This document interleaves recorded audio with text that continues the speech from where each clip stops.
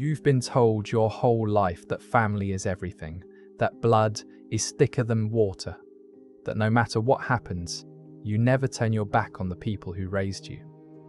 But what if I told you the sum of the healthiest, most psychologically intact people are the ones who walked away?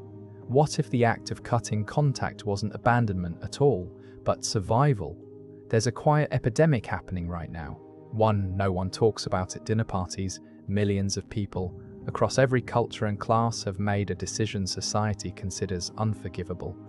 They've gone no contact with their family, not because of a single argument, not because of teenage rebellion, but because something deeper shifted inside their brain, something that told them staying is more dangerous than leaving. And here's what makes this so fascinating. The psychology behind family estrangement reveals one of the most misunderstood survival mechanisms in human behavior. It's not about hate. It's not even about anger. It's about identity protection. And your brain will sacrifice almost anything to preserve that. Let's start with what most people get wrong. When someone cuts off their family, the assumption is always the same. They must be selfish, ungrateful, cold. But here's what's actually happening inside the brain of someone who makes that choice. In 2019, researchers at University College London studied adults who had experienced chronic invalidation during childhood. What they found was remarkable. These individuals didn't just remember feeling dismissed or misunderstood. Their brains had physically restructured around the expectation of emotional threat. The anterior cingulate cortex, the part of your brain responsible for detecting social pain, was hyperactive, meaning every family interaction, even neutral ones, triggered the same neural response as physical danger. Think about that for a moment. Your brain wasn't being dramatic, it was being accurate. You know that feeling when you're about to visit home for the holidays and your chest tightens, when you rehearse conversations in your head, preparing for criticism you haven't even heard yet. That's not anxiety, that's pattern recognition. Your nervous system has logged thousands of micro-moments. The dismissive tone, the joke at your expense everyone laughed at, the time you shared something vulnerable and it was used against you 3 months later. Each moment, small on its own, compounds into a database your brain labels as unsafe. And here's the part that changes everything.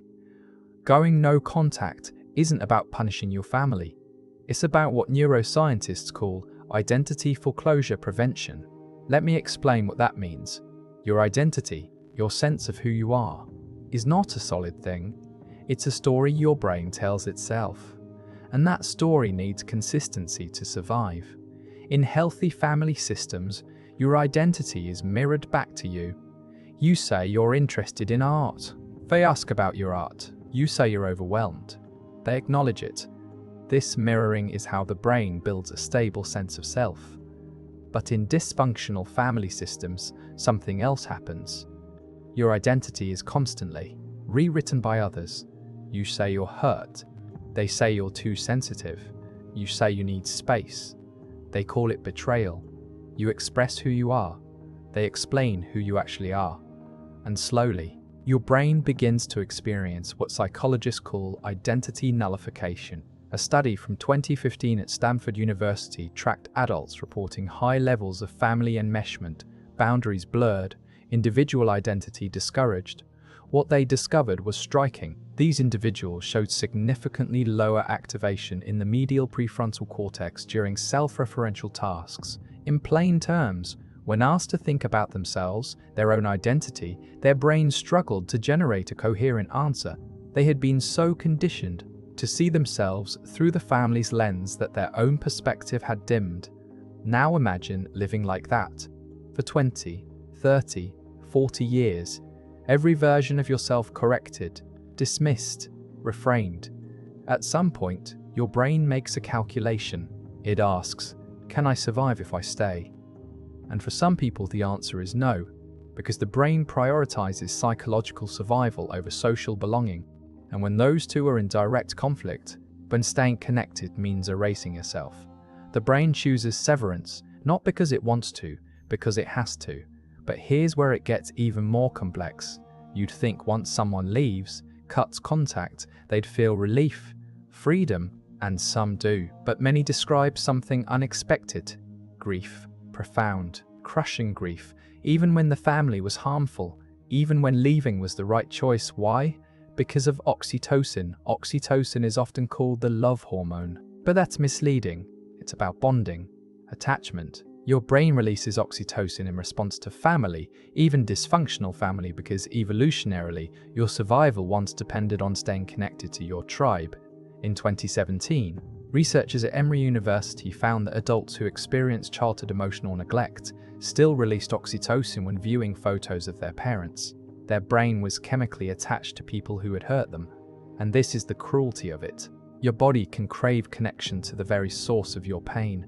So when someone goes no contact, they're not just losing a relationship. They're fighting a biological drive millions of years old. A drive that says, go back, repair it, you need them. But here's what most people don't realize. That pull to reconnect is not wisdom, it's wiring. And just because your brain is wired for something doesn't mean it's good for you.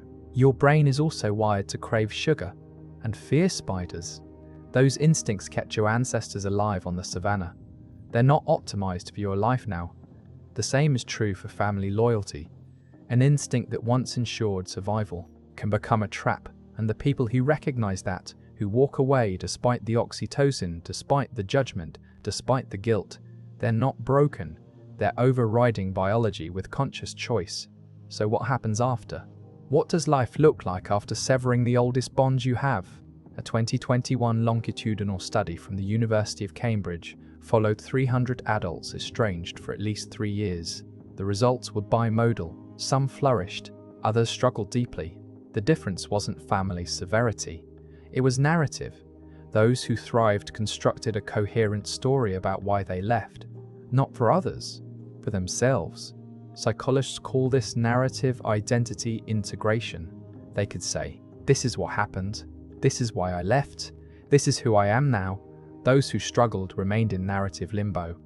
They knew something was wrong, but couldn't fully justify it internally. And without that story, doubt creeps in, guilt, what ifs. Because society won't validate you, strangers say you'll regret it, relatives call you heartless, even therapists push reconciliation. Without an internal narrative, outside noise will drown you. But when you build that story, your brain stops rehearsing arguments. At 3 in the morning, it redirects energy toward building a new identity, one not defined by escape, but by direction. And that's when transformation begins. Let's be honest. There is a price. You lose siblings, traditions, the fantasy of what family could have been. You lose social legibility. When someone asks about your family and you say you don't talk, there's a pause, a judgment. But here's what you gain: self-concordance, alignment between your values and your life. That alignment calms the nervous system. No more cognitive dissonance. No more self-betrayal. A 2018 study in the Journal of Personality and Social Psychology found that people making high-cost, identity-preserving decisions reported higher life satisfaction and lower depression despite external loss. The brain would rather be alone and whole than connected and fragmented. What outsiders see as loneliness is actually integrity. It's not giving up. It's refusing to give yourself up. If you walked away or are thinking about it, you didn't fail. You saw the pattern clearly enough to break it. That's not weakness. That's psychological courage. Research on post-traumatic growth shows estranged individuals often develop exceptional discernment. They spot red flags, set boundaries, choose reciprocity. Because once you walk away from blood, you won't tolerate mistreatment anywhere else. Your baseline resets, you know your worth, and that clarity becomes your superpower. So let's return to the beginning. Family is everything. Blood is thicker than water. You never turn your back. They sound like laws, but they're beliefs, and beliefs can be wrong. The full phrase is often misquoted.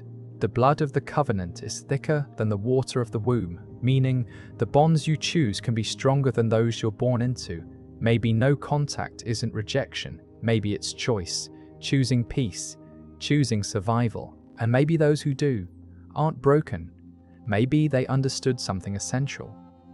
You can't pour from an empty cup. You can't love others if you've abandoned yourself. And sometimes, the most radical act of love is to walk away. If this resonated, your brain is doing its job, protecting you, preserving identity, choosing survival. That's not something to apologize for. That's something to honor. For now, thank you for watching. And remember, your mind knows more than you think it does.